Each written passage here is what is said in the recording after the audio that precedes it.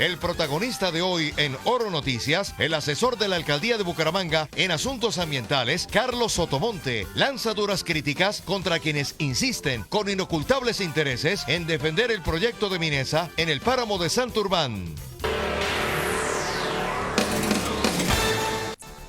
Continuamos en Oro Noticias, hoy jueves, y para el cierre, como lo habíamos anunciado, nos acompañan protagonistas: el joven catedrático, maestrando en Ciencias Políticas, profesor de la Universidad Industrial de Santander, Carlos Sotomonte Garavito, además asesor de despacho en lo que tiene que ver con los temas ambientales. Y por supuesto, en este tema pues hay algo muy complejo que afecta muchísimo, no solo a toda la región nororiental, sino por supuesto a la ciudad de Bucaramanga.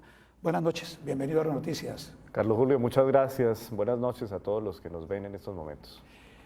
Doctor Sotomonte, este inicio de año ha sido muy devastador para el páramo de Santurbán, con 2 incendios forestales muy graves. El más reciente, el del pasado fin de semana, que destruyó más de 3.000 hectáreas y cientos de miles de frailejones y otras especies de flora y fauna nativa. ¿Qué impacto ambiental tienen estas conflagraciones en el frágil ecosistema? Y sobre todo, ¿cuál es el camino a seguir ante la magnitud del daño ocasionado en la capa vegetal? Bueno, Carlos Julio, efectivamente es trágica la situación que se presentó en los últimos días en el páramo de Santurbán, trágica en muchos sentidos. Lo primero tiene que ver con la capacidad de regeneración de estos ecosistemas. Los páramos son ecosistemas supremamente frágiles, con condiciones climáticas específicas, con condiciones vegetales especiales. Los frailejones, por ejemplo, que son su árbol reconocido, su flora reconocida, son, digamos, una flora que solo se presenta en estos lugares específicos gracias a sus precipitaciones, a sus condiciones climáticas, a la condición de su suelo. A esas especies se les llaman especies endémicas. Entonces, lo primero que hay que saber es que es trágico por la particularidad especial del páramo y porque su flora no se presenta en ninguna otra parte del mundo. Nosotros somos unos absolutos privilegiados de contar con estos ecosistemas. Y lo segundo es porque la capacidad de regeneración, como lo mencionaba, es muy lenta. El frailejón crece por año 1 centímetro, Carlos Julio. Entonces, imagínense usted hablar de entre 800 y 2.000 hectáreas arrasadas de este ecosistema, de esta capa vegetal. Ahora, ¿cuáles son los esfuerzos que vienen? Indudablemente aquí hay que sumar esfuerzos nacionales, regionales y locales. Sí. Y el gobierno nacional ha hecho un esfuerzo pues, por articular una serie de actores para garantizar una recuperación pronta de este ecosistema. Aquí toca entre todos para poder recuperar. Aquí es como se dice, todos juntos, unidos, porque como usted lo dice, difícil que levante una mata, una planta en un tiempo. Y la gran incógnita es, ¿qué pasó? Bueno, hay muchas versiones, hasta el momento es objeto de investigación por parte de las autoridades. Una de las versiones tiene que ver con el uso de este tipo de incendios para, digamos, utilizar estas tierras para luego poder permitir el desarrollo de ganadería y fundamentalmente… Esas quemas controladas que no tienen… Aparentemente controladas para el trabajo por ganadería, aunque en estas zonas es más común ver ovejas. Es más común ver ovejas y puede que esa sea una de las razones. Ahora, nos preocupa que en la investigación pueda surgir la idea de que efectivamente fue una cosa articulada y hecho con premeditación. Eso sería supremamente grave. Yo no creo que una mente, yo diría que es una mente criminal que se atreva a hacer una cosa como estas, pero serán las autoridades las llamadas a hacer la investigación y a demostrar pues cuáles son los responsables. Porque en esto no puede pasar que se acaben o se arrasen 700, 800, 2.000 hectáreas de páramo y nada pase. Sí, nada pase. Y nadie sepa pues de dónde surgió este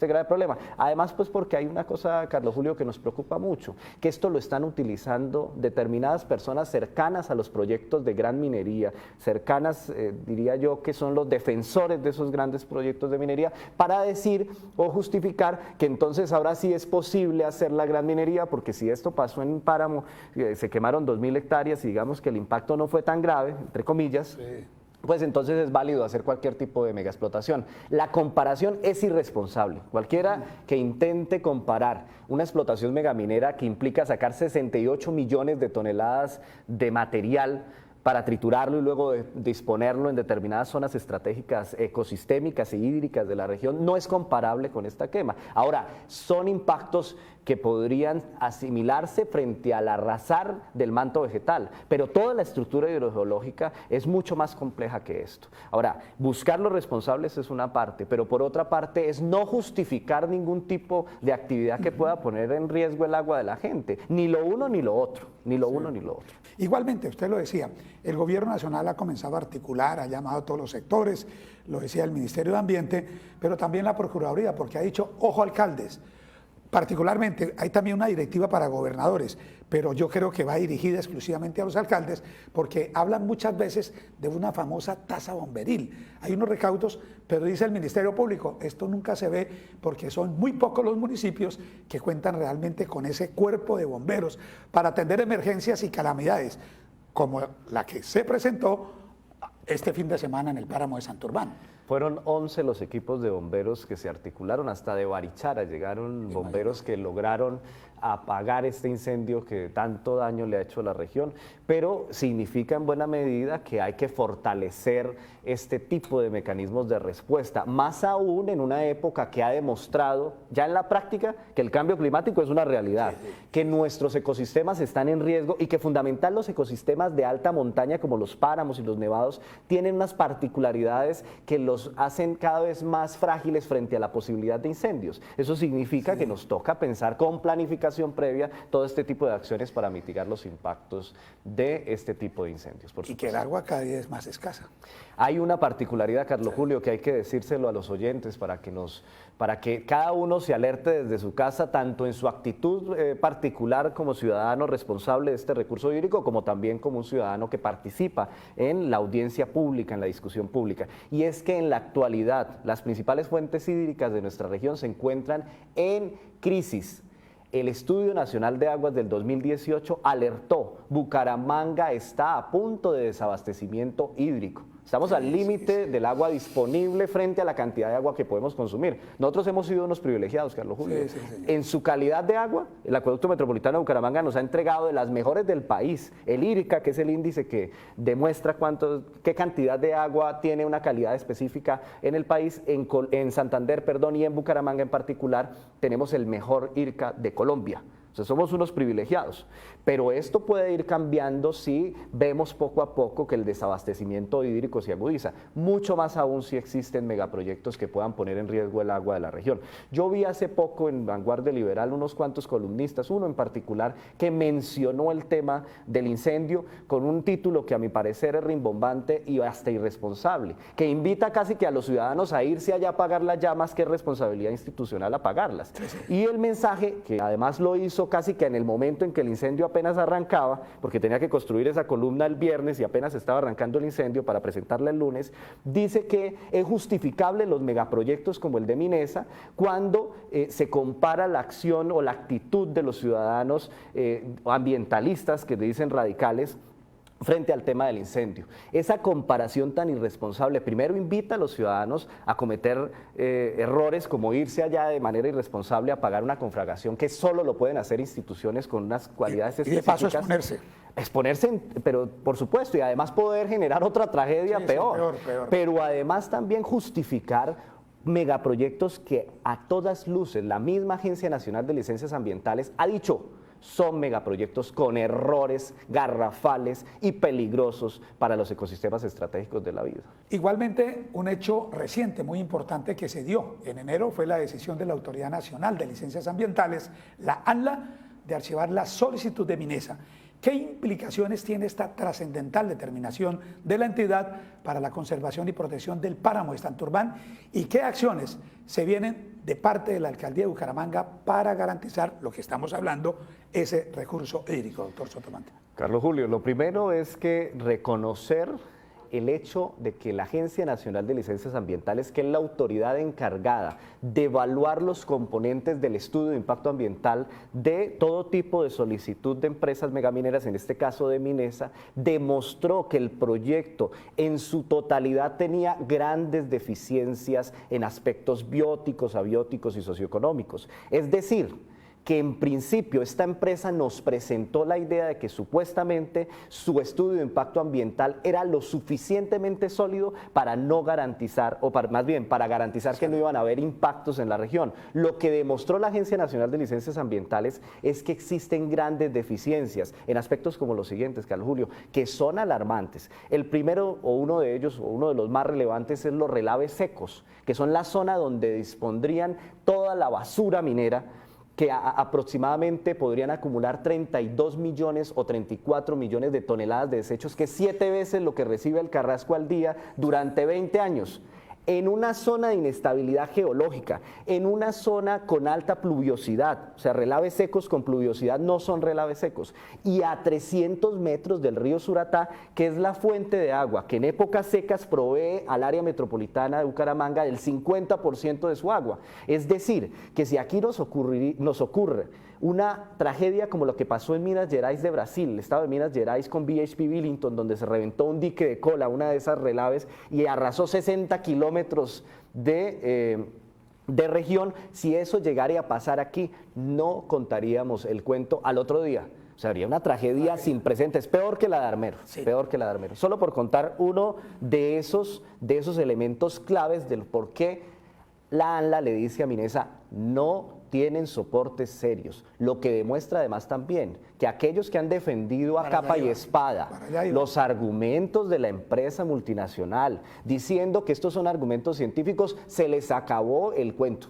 Se les acabó el cuento. Se demostró científicamente que primero era mentira cuando Minesa nos decía: mire esto, Carlos Julio, que son cosas que atentan, diría yo, que con la inteligencia de los santanderianos, con la Sociedad Santandereana de Ingenieros, que tan representativa ha sido en nuestra región y que ha dicho no estamos de acuerdo, que es la inteligencia y la sabiduría de nuestra región. Han dicho no estamos de acuerdo por muchas razones, entre otras porque presentan estudios como estos. Lo primero que nos dijo Minesa es que supuestamente existía una especie de capa impermeable que le llaman basamento cristalino entre el proyecto y las aguas del río Suratá.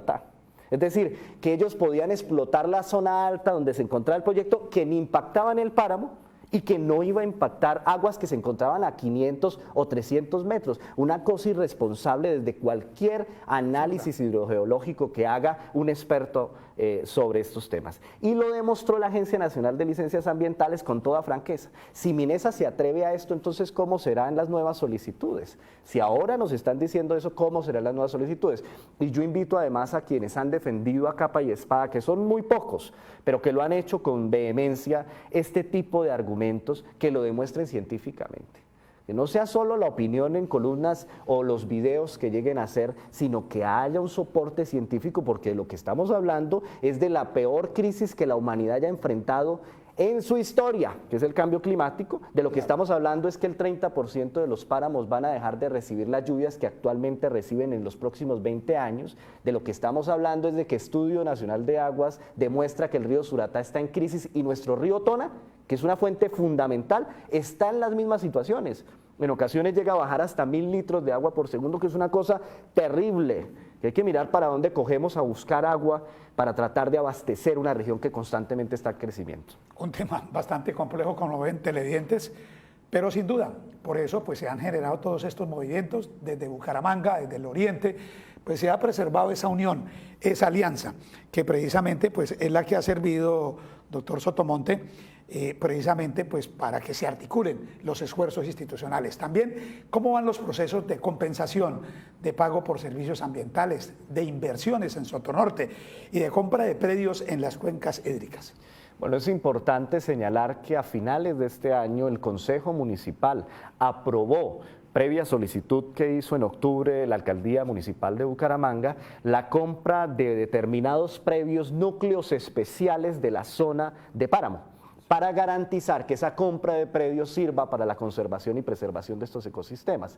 Fueron aproximadamente 3.000 millones de pesos que se distribuirán en los próximos años para esa compra de predios, y fueron unos núcleos definidos a través de un acucioso ejercicio de un modelo que llaman el modelo Ríos, a través del Fondo del Agua, en donde participa Autoridad Ambiental, donde participa también empresas privadas, donde participa el Acueducto Metropolitano de Bucaramanga.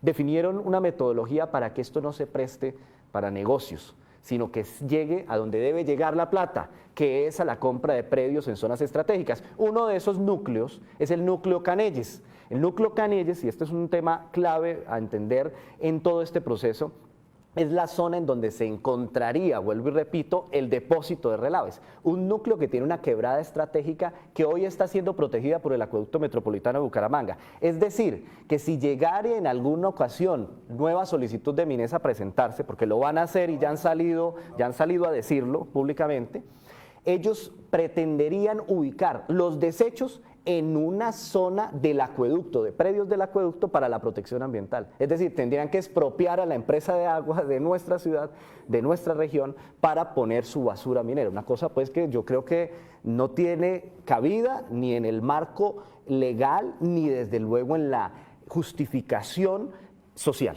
Pues precisamente se ha generado desde la administración del actual alcalde, el ingeniero Juan Carlos Cárdenas, la Cátedra del Agua, que es otra de las iniciativas que ha impulsado la institución.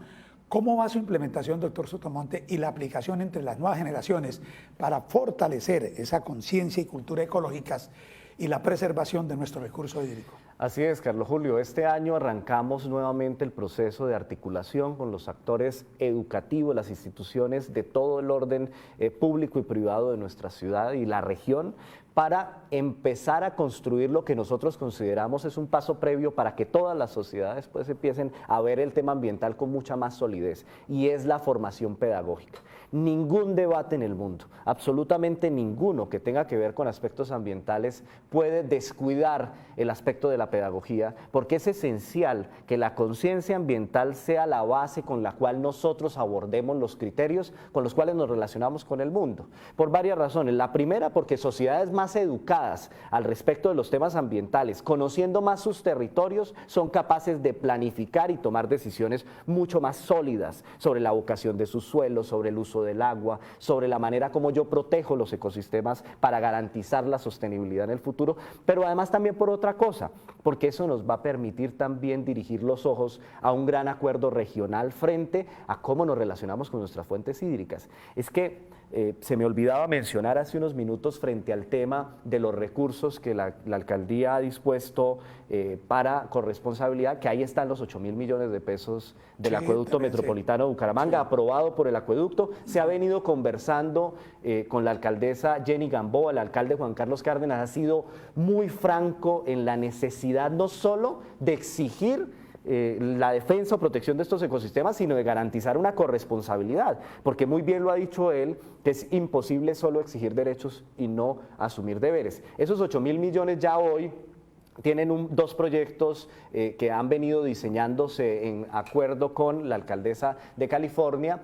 Uno de esos proyectos es el Centinelas de Santurbán, que va a garantizar que existan personas de la zona dedicados a la protección y conservación ambiental con recursos del orden municipal. Pero también va a haber un proyecto muy interesante de recuperación de trabajos para madres, cabezas de familia, para nuevos emprendimientos en la zona y para ir poco a poco creando las conexiones para la reconversión o sustitución laboral, porque es un hecho que en la región existen campesinos y pequeños mineros que toda la vida se han dedicado a eso, que tienen toda la justificación para exigir derechos, porque se los merecen, que han estado abandonados durante muchos años y que lamentablemente hay muy pocos instrumentos para que la región pueda aportar fácilmente esos recursos. Se hizo a través del acueducto porque era la única forma de lograrlo hacer. Y además la invitación es a que el gobierno nacional, el gobierno departamental y todos nos articulemos a que podamos empezar a planear esta región a partir del agua.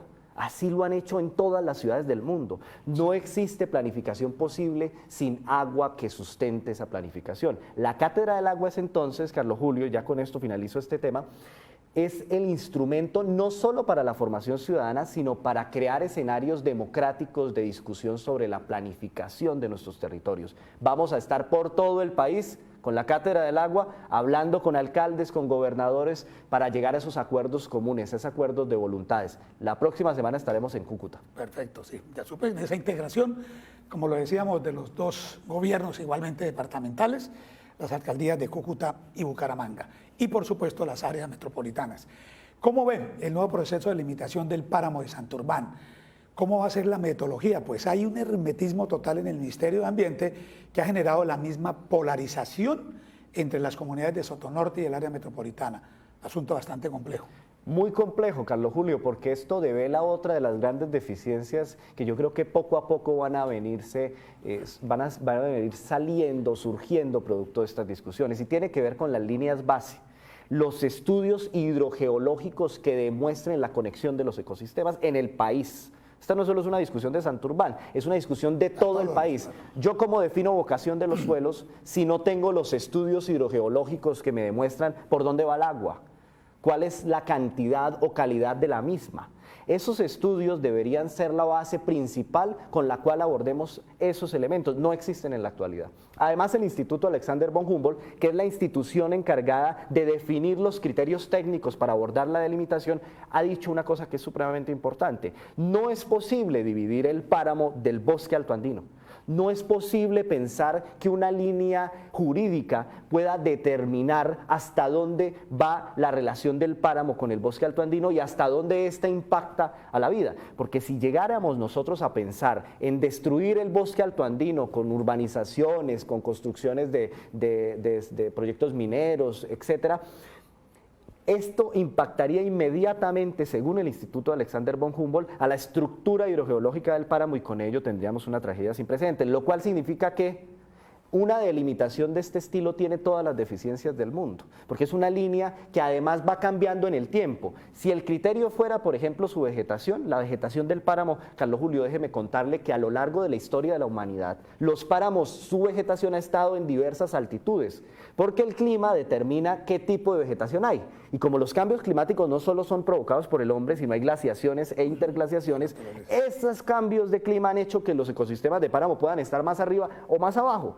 ¿Qué es lo que importa en el fondo? El agua, su relación con todo el ecosistema, su bosque altoandino y con las ciudades que se abastecen de ella. Lo que sí hay que hacer es hacer un proceso de participación con las comunidades para ver hasta dónde pueden llegar determinadas vocaciones productivas y hasta dónde no. Por ejemplo, el caso de la megaminería no, pero si el pequeño minero o el agricultor puede ir poco a poco haciendo procesos de formalización y de mejoramiento de sus actividades, algunas podrán llegar a hacerse y otras no.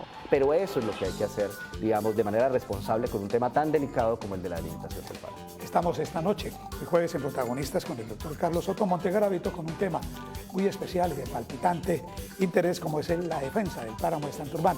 Unos mensajes comerciales y estaremos en la parte final de este especial periodístico de hoy. Después de comerciales, el asesor de asuntos ambientales de la alcaldía, Carlos Sotomonte, censura la actitud de un congresista santanderiano al invitar al embajador de los Emiratos Árabes a visitar la región, sabiendo del interés del país oriental por la explotación del páramo de Santurbán.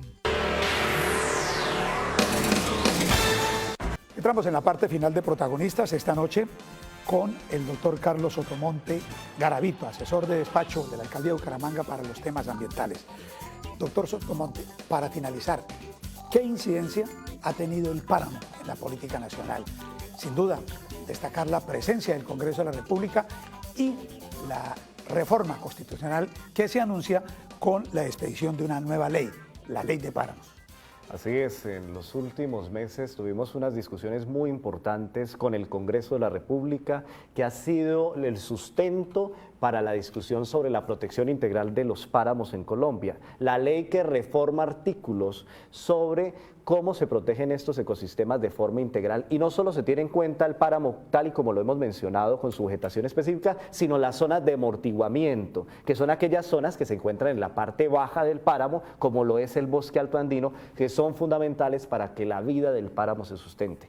En la última sesión del Congreso de la República, donde se discutió el tema de Santurbán, 84 senadores, es decir, una votación plena, dijeron no estamos de acuerdo. Pocas veces vista en el país, en la historia del país. Yo creo que este es uno de los temas más importantes de la historia reciente de Colombia. A ese nivel está. Es uno de los temas más importantes de la historia reciente política y social de Colombia, y la totalidad de los congresistas dijeron no a los megaproyectos en el páramo de Santurbán de minería, y también dijeron vamos a construir una reforma constitucional que esperamos tengan todas esas discusiones que hemos establecido desde la capital santanderiana, desde Bucaramanga, el alcalde Juan Carlos Cárdenas, como también muchos otros actores, el Comité para la Defensa del Agua y el Páramo de Santurbán, entre otros muchos actores que han participado en este proceso. Pero vale la pena recordar aquí un detalle que nos tiene muy preocupados: la actitud de uno de los congresistas santanderianos que, a mi parecer, y yo lo digo a voz propia, pero yo creo que muchos santanderianos piensan algo parecido, no nos representa. El señor Edwin Ballesteros, en las últimas declaraciones que hizo al lado del embajador de Emiratos Árabes Unidos, donde presentó, casi que regaló al territorio santanderiano en una presentación pública que a mí me generó escozor apenas lo vi, el congresista representante a la Cámara, Edwin Ballesteros, le dice al embajador de Emiratos Árabes Unidos que aquí están las riquezas santanderianas dispuestas para sus beneficios, que si y quiero dejar esto claro, que si el congresista lo que se está refiriendo es al páramo de Santurbán, que si lo que se está refiriendo es que aquí están las puertas abiertas para Minesa, se equivoca. Se equivoca, congresista Edwin Ballesteros, porque los santanderianos hemos demostrado con multitudinarias manifestaciones pacíficas, cívicas, democráticas, inteligentes, con argumentos científicos, que eso que usted menciona, del interés, además que ha demostrado anteriormente, de que se explote el páramo de Santurbán, es imposible que tenga validez en esta región, y que por el contrario eso es un acto de traición al territorio. Los santanderianos tenemos historia, digamos, en la historia patria somos representantes de una visión progresista, libertaria, de ideas de innovación, de ideas de primer mundo, y no estamos dispuestos a que esa visión del progreso sea sometida a la barbarie a la que nos quieren someter estos personajes que yo no sé qué interés tendrán. Oiga, todo el país ha dicho no, y ellos siguen insistiendo una y otra vez con que hay que explotar el páramo de Santurbán, con que hay que abrirle este seno de la vida, este seno y estructura de la vida de nuestra región. Un santuario que no puede ser explotado. El agua no se negocia. El agua no se negocia. Bueno, muchas gracias. A usted, Carlos Julio, muchas gracias. Esta noche en Protagonista nos acompañó el catedrático maestrando en Ciencias Políticas, Carlos Sotomonte Garavito, asesor de despacho para temas ambientales y concretamente todo lo que tiene que ver con la defensa del agua, de la defensa del ecosistema, la defensa del páramo de Santurbán. Nosotros los invitamos para que mañana viernes nos acompañen en punto de las 7:30 de la noche. Hasta mañana.